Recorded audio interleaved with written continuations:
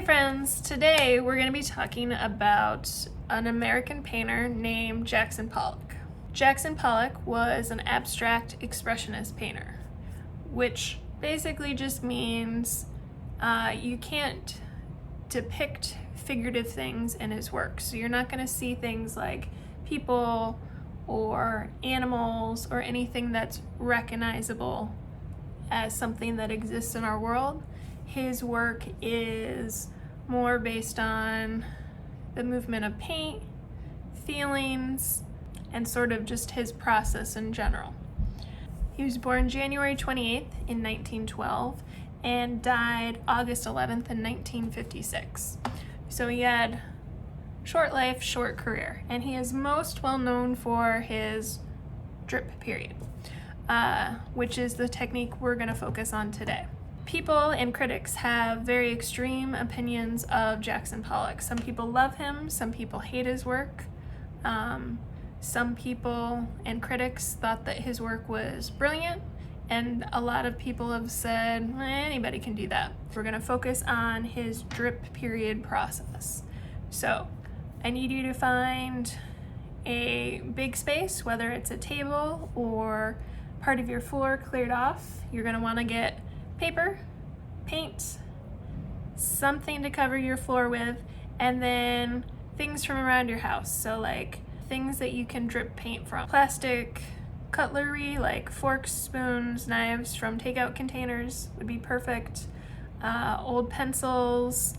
You can even use the end of a paintbrush. Cut up thin strips of cardboard.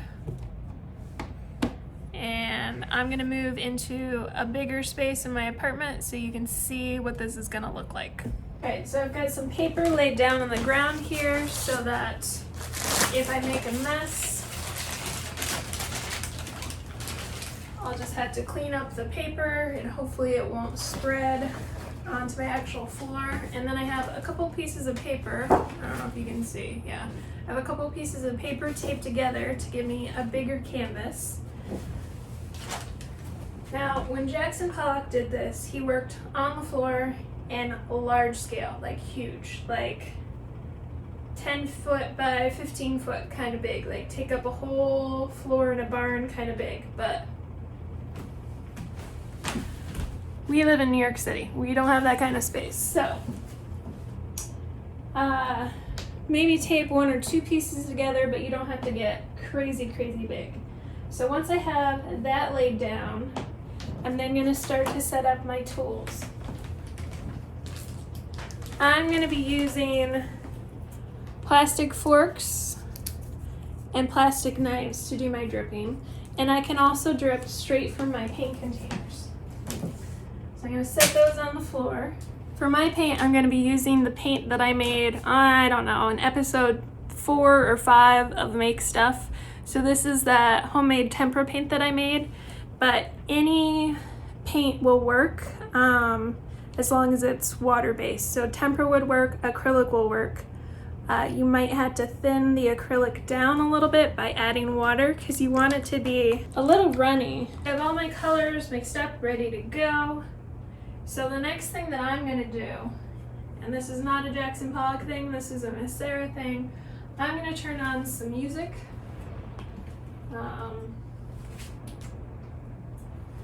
Because for me, this process has a lot of potential to be sort of meditative and relaxing. So you can pick up music based on your mood. So like if you're feeling angry or upset, you might pick some classical music that's kind of dramatic. Or if you're feeling kind of fun, you might pick a different kind of music. So I'm going to pick out some music to play while I'm doing this. So I'm going to pick something that kind of matches my mood.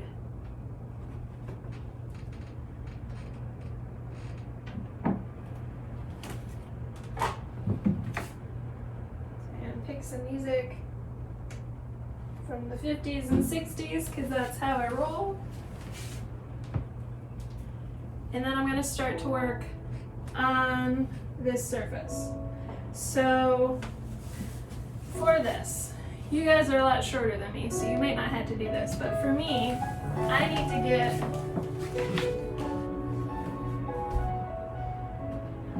to get directly on the floor in order to be close enough to do this. So Jackson Pollock was very specific about his technique and very specific about colors. He would work with a single color for a whole slew of dripping, and then he would layer it with other colors on top. So you really want to think about your color choices. So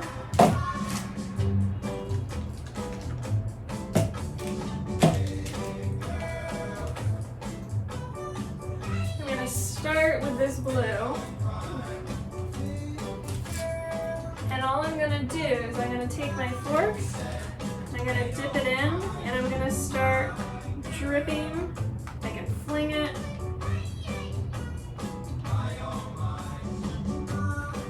I can even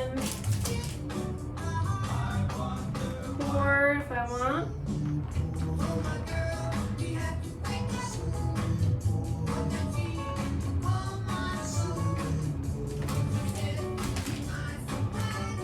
But the idea is that you're going to work the whole surface.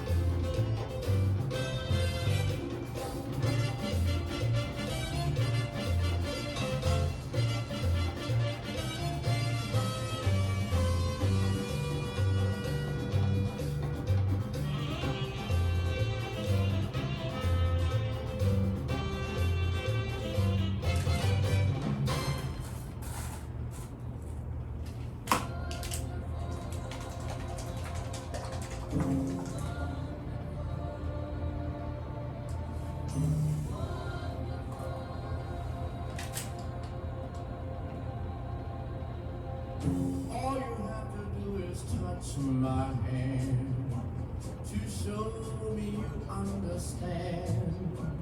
And something happens to me that's some kind of wonderful. Anytime my little world seems blue, I just have to look at you, and everything seems to be some kind of wonderful. I know I can't express this feeling of tenderness. There's so much I wanna say, but the right words just don't come my way. I just know when I'm in your embrace, this world is a happy place, and something happens to me. That's some kind of wonderful. That's the basic technique. You want to drip slowly and move your paint across the surface. When Jackson Pollock would do this, he would spend months and months on a single painting. So if you want and you have the time, you can do one color or two, let it dry so that the drips are intact, and then go back and work into it. Super important. If I were to pick this up, it would just become one big brown blob, which nobody wants that. So I'm gonna actually leave it on the ground to dry, probably overnight. So keep that in mind when you're figuring out what kind of surface you want to work on and where you can work. Have fun with this. Like I said, this is called abstract expressionism, and we're using the drip technique. So put on some tunes and have fun, move it around with your paint, and really focusing on that movement of dripping the paint on the canvas. All right, guys.